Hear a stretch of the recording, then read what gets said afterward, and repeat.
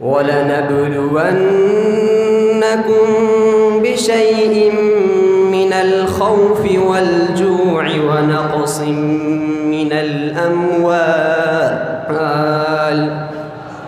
ونقص من الأموال والأنفس والثمرات وبشر الصابرين الذين إذا أصابتهم مصيبة قالوا إنا لله وإنا إليه راجعون أولئك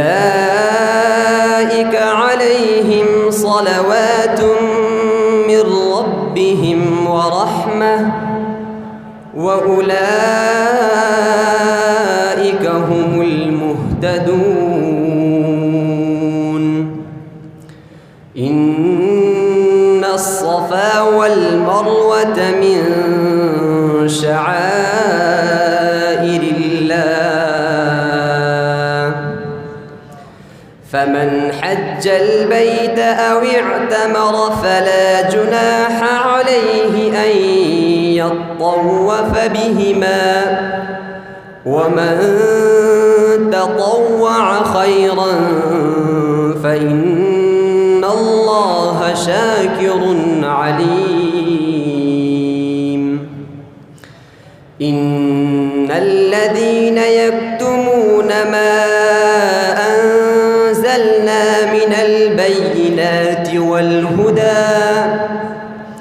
والهدى من بعد ما بيناه للناس في الكتاب أولئك يلعنهم الله ويلعنهم اللاعنون